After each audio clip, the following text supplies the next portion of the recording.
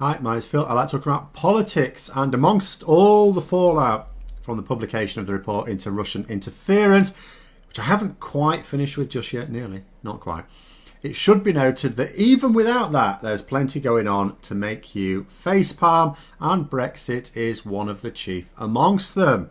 So in this video, I'd like to discuss the latest government announcement that, well, no deal Brexit it is then. But first, if you'd like to be notified of daily news and politics, please subscribe to the channel and click the bell notification icon. So, number 10 is now talking about the no-deal Brexit as if, it's happening now. Now, that doesn't mean to say that they've broken off the charade of pretend negotiations. They're still going on. In fact, as I speak, right now, right this week, they're still going on. But the government has acknowledged that there's not going to be a deal. Obviously, they're blaming the EU on this one. Now, this concludes a hat trick of lies from Boris Johnson. So the first one was that he said Brexit would not mean leaving the single market, along with every other Brexiteer back in 2016. Lie number one. Then he said he had an oven-ready Brexit deal. So when he was trying to say, no, don't trust Labour, because they'd have to negotiate a whole new deal. I've got the oven-ready deal. It's all ready to go. Brexit is sewn up. You just need to vote me a large majority. We've got the deal. No one's talking about no deal. And it's gone. It's done. It's signed, sealed and delivered. Yeah, that's a bit of a lie as well, isn't it? Finally, he said more recently that he would have a deal done, not by the end of the year, but by the end of this month. And here we are, not even at the end of this month, he's going, no, we're not going to have a deal. And that's not going to have a deal by the end of the year. That's just not going to have a deal. So I would hold out little hope, I would say, of Brexit supporters waking up and smell the coffee. Never mind the fact that these lies have all come tumbling down. I mean, many already had changed their minds, of course. Some inevitably still will. But I don't think it'll be a mass awakening, not just yet. Anyway, the government have said that this is not the outcome that they wanted. It's interesting because the facts and their rhetoric suggest otherwise very, very strongly. In fact, if it was not their intention to have this outcome, it would make Remainers, or I suppose rejoiners such as myself, look like Nostradamus, because we all predicted this. How can that be? If they didn't want this outcome, that's a bit of a head scratcher. Now, I was interested to know that the Telegraph, which is a Tory and Brexit supporting newspaper, said that the government had told them that they'd been making it clear for a while now that it was prepared for no deal. Because that's a little curious. The statement is demonstrably false. Because last month, Michael Gove said that we would not be ready to carry out the necessary customs checks when we exit the transition period at the end of this year. In addition, we had Liz Truss's letter to some of her cabinet colleagues expressing dismay that not only were we not ready, and not only would we not be ready for January, but that we didn't even have a plan to get ready. Now, that is not what I call being clear that we are prepared. That is what I call making it clear that we are wholly unprepared, and further, that we don't actually have a plan to become prepared. The EU have said that they're prepared. Now, they say that with a little bit more credibility because France, for example, have a system in place to carry out checks that has been implemented and tested. Ireland have arranged for alternative trade routes to bypass Great Britain altogether. What do we have? We have a medical stockpile in Belgium that is now empty. Exhausted before we even began Brexit, like a kid being given a load of sweets and told they're for tomorrow. All gone due to our failure to prepare for the other crisis, the coronavirus pandemic.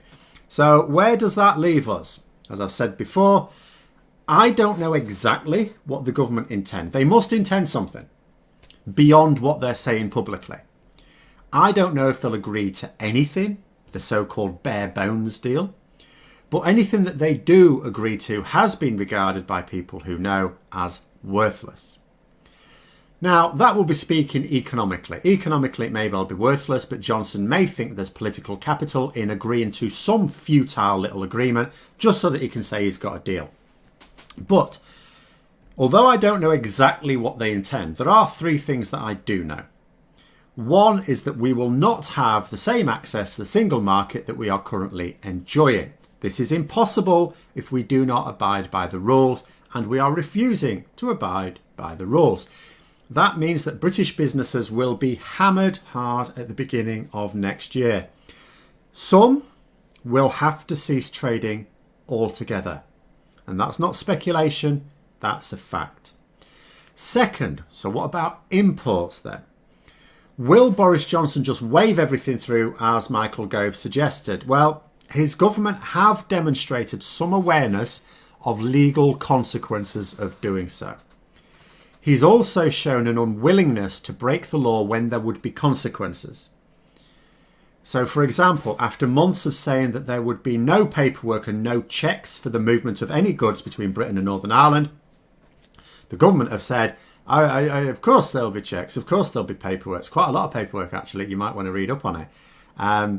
More than that, they had the nerve to say that they never denied this. So I think there will be consequences for the smooth passage of goods from the EU to the UK. The UK government will probably seek to smooth it out as much as it can, but I do think it genuinely has an awareness of legal consequences and when Michael Gove, as I say, has made it clear that we cannot carry out the customs checks that we need to and the tariff collections in January. I mean, I don't know what they're planning on there. But what I do know is that with each passing month, it will become clearer and clearer that they're going to have to do something. And what it is isn't going to be easy. So food and medicine shortages are going to be a real worry. And we have to consider, this is going to come at Christmas time when people already buy a lot of food and stuff. Middle of winter as well, when there's already greater pressure on stocks of medicines. Ooh, I think this could be tricky. The third thing, there are going to be a lot of MPs getting a very rude awakening. The level of economic ignorance amongst many Brexit supporting MPs has been truly staggering. I mean, it was one thing when I thought that all these Brexiteers were just conning the public. But it seems to me increasingly that it's fairly obvious they've been conning each other as well. Because when the Brexit realities hit, a lot of MPs are going to have to think and act very quickly indeed.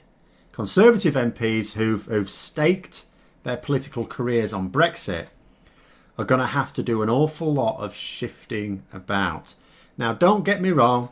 I'm not suggesting that halfway through January, after a couple of weeks of this nonsense, we'll suddenly be clamouring to re-enter the EU post-haste. What I am saying is that the current Brexit line adopted by the Conservatives will not wash, and many will wish to withdraw from such a position. That doesn't mean to say they're going to suddenly about face, but they are going to have to move on from a no-deal Brexit is fine for us. They are going to have to acknowledge the fact that we cannot cope without a deal. This will also be the time for Starmer to unfurl the I told you so banner and hammer the crap out of Johnson over Brexit. Like I said, no point in doing so at the moment. Futile. Speaking of Starmer, I'm just going to finish off with a comment that someone put in. They suggested that what Starmer needs to do regarding the US trade deal, which is the other part of Brexit, he needs to make it clear that we will just cancel it if he became Prime Minister. Unfortunately, it's not as simple as that. For a start, I'm pretty sure the last thing Keir Starmer wants to do, were he to become Prime Minister, I really don't want to jinx anything, but were he to become Prime Minister, I doubt the first thing he wants to do is to tear up an international agreement. The Conservatives have already made us look like untrustworthy allies on the international stage. He doesn't need to carry that on. The second problem is the US trade deal is not good for us. It's quite clear. It's not good for us. It's very good for the United States. But it will also have to be clear it's a trade agreement it is better than nothing. It's just not better than what we have now. But it is better than nothing, and that is the alternative. You know, if he decides to cancel it, he can't just go back to the arrangement we have now, that we're not going to have in January anyway, because we're leaving the transition period. So it's a choice between the US trade deal and nothing at all. The US trade deal is better than nothing at all from an economic point of view. And I know about, don't have to tell me about all the downsides to it, but I've read it. I've read the proposal. Not the deal, of course, that hasn't been written, but the proposal. You can't just do that. So you'd have to renegotiate it. That'll take a long time. And it will take a long time as well, because the US won't be all that interested in renegotiating it. Tricky. And I really don't know what the answer to that is. And I will not know what the answer to that is until someone who actually is an expert in international trade agreements says what the answer to that is. I honestly have no idea. What I am aware of is the fact you can't just tear up trade agreements without replacing them with something.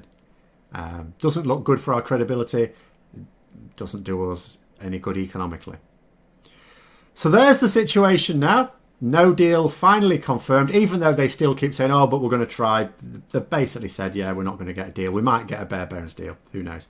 Of course, they'll blame the EU. They'll blame everyone that they can that's not them. That's the situation. Hope you found the video interesting. If you did, don't forget to click the like button. And if you'd like to support the channel further, please also click the Patreon link for details. And until next time, I'll see you later.